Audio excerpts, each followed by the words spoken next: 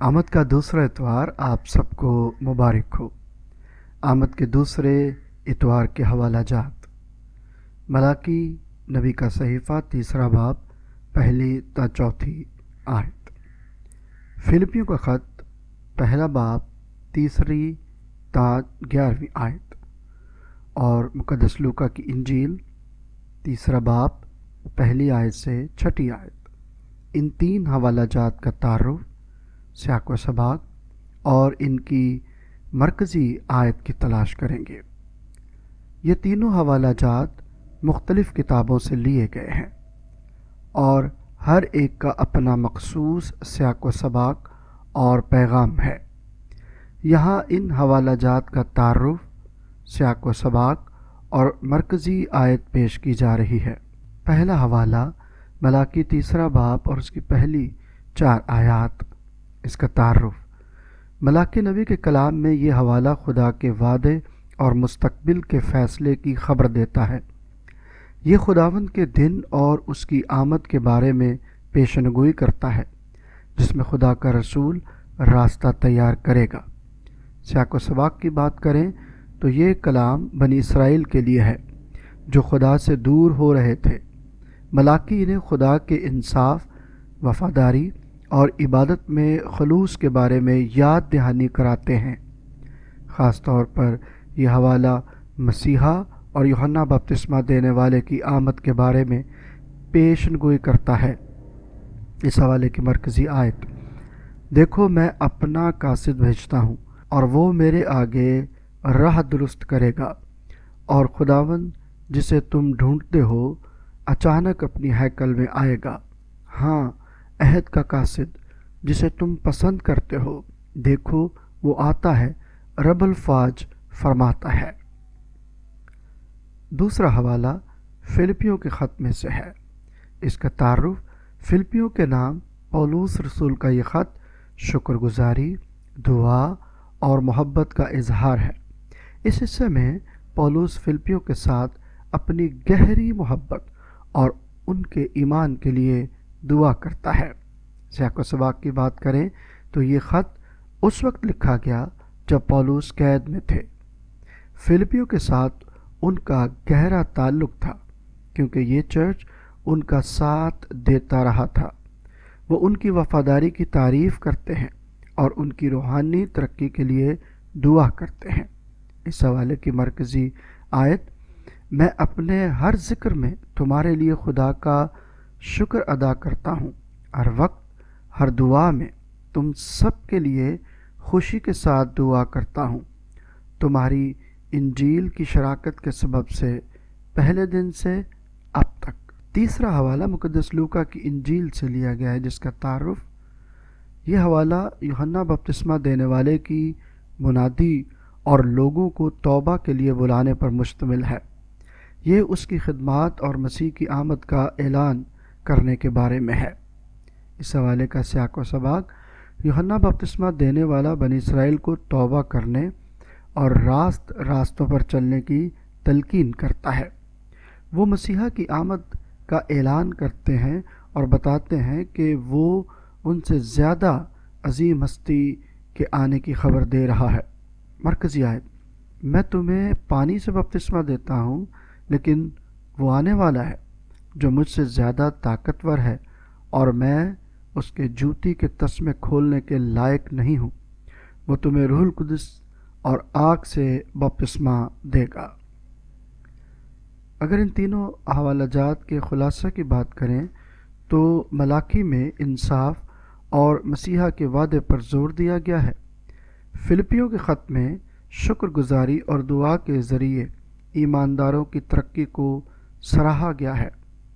لوکا کی انجیل میں توبہ، راست بازی اور مسیح کی آمد کی خوشخبری دی گئی ہے۔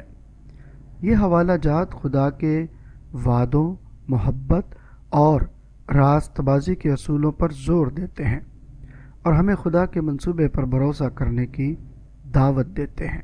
اگر ہم ان تینوں حوالوں میں سے سرمن تیار کرنے کی کوشش کریں تو سرمن کا عنوان خداوند کا قاصد، راستہ تیار کرنے والا، جو کہ ملاکی تیسرے باب کی پہلی 4 آیات کی روشنی میں ہے۔ تعارف۔ ملاکی تیسرا باب اور پہلی آیت ایک حیرت انگیز پیشن گوئی ہے جس میں خداوند کی راست بازی کے دن کی بات کی گئی ہے۔ یہ آیت خدا کے منصوبے کی گہرائی اور اس کے بندوں کو تیار کرنے کے لیے قاصد کی اہمیت کو ظاہر کرتی ہے۔ اس کا پیغام نہ صرف تاریخی پس منظر میں اہم ہے بلکہ آج بھی ہمارے ایمان کو مضبوط بنانے کے لیے بے حد ضروری ہے۔ مرکزی آیت، دیکھو میں اپنا قاصد بھیجتا ہوں اور وہ میرے آگے راہ درست کرے گا، اور خداوند جسے تم ڈھونڈتے ہو اچانک اپنی ہیکل میں آئے گا، ہاں عہد کا قاصد جسے تم پسند کرتے ہو، دیکھو وہ آتا ہے، رب الفاج فرماتا ہے۔ اگر ہم تاریخی پس منظر کی بات کریں تو پہلی بات ملاکی نبی کے دور کے حوالے سے ہو سکتی ہے۔ ملاکی کی کتاب اسرائیل کی بابل کی اسیری سے واپسی کے بعد لکھی گئی تھی۔ یہ وہ وقت تھا جب ہیکل دوبارہ تعمیر ہو چکی تھی، لیکن لوگوں کا ایمان کمزور ہو چکا تھا۔ وہ خدا کی عبادت میں غفلت برت رہے تھے، ان کی قربانیاں خالص نہ تھیں اور ان کے دل خدا سے دور تھے، جس کی وجہ سے ان کی قومی حالت بنی اسرائیل نے خدا کے وعدوں اور شریعت سے پھر انحراف کیا۔ معاشرتی اور روحانی گراوٹ عام تھی۔ لوگ خدا کے انصاف کے بارے میں شکایت کرتے اور کہتے کہ کہاں ہے خداوند کا انصاف۔ تیسری بات، پیشن گوئی کی اہمیت۔ ملاکی تیسرے باب کی پیشن گوئی خدا کے منصوبے کا ایک بڑا حصہ ہے۔ یہ یوحنا بپتسمہ دینے والے کی آمد اور مسیحا کی راہ ہموار کرنے کے بارے میں ہے۔ اگر ہم اس سرمن کے تفسیری نکات جاننا چاہیں تو پہلا نکتہ اپنا قاصد بھیجتا ہوں۔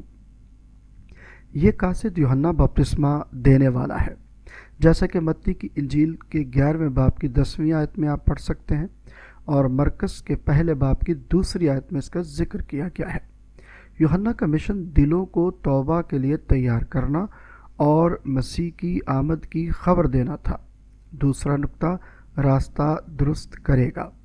یوحنا کا پیغام لوگوں کے دلوں کو بدلنے اور خدا کی راست بازی کے لیے تیار کرنے پر مرکوز تھا۔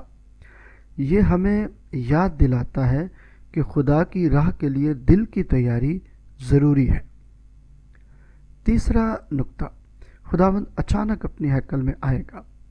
یہ مسیح کی پہلی آمد یسوع مسیح کے بارے میں پیشن گوئی ہے، جب وہ ہیکل میں داخل ہوا اور لوگوں کو راست بازی کی تعلیم دی۔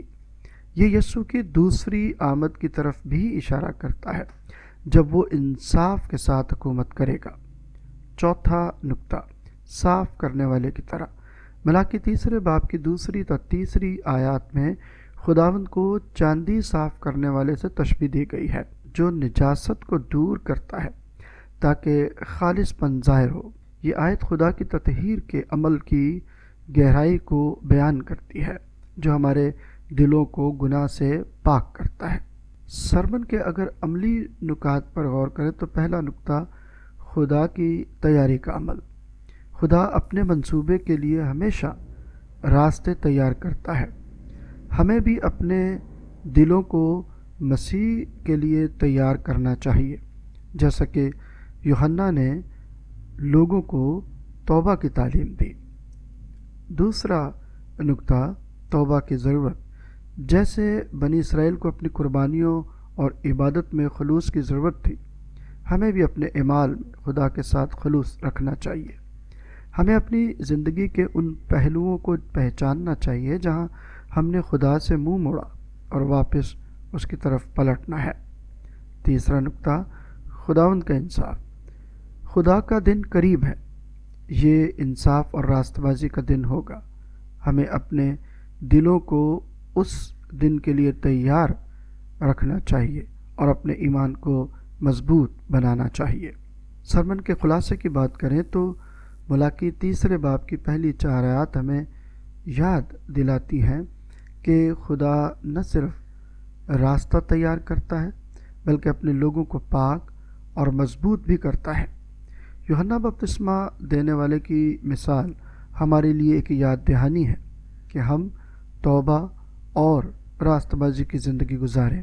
جب ہم نے اس سرمن کو سمجھنے کی کوشش کی ہے خدا کے پاک روح کی ہدایت اور رہنمائی میں، تو آئیے دعا کریں۔ اے خداوند، ہمیں توبہ کی سچی روح عطا فرما، ہمارے دلوں کو پاک کر تاکہ ہم تیری آمد کے لیے تیار ہو سکیں۔ ہمیں راست بازی کی راہ پر چلا اور ہمیں اپنی مرضی کے مطابق زندگی گزارنے کی توفیق عطا فرما۔ آمین۔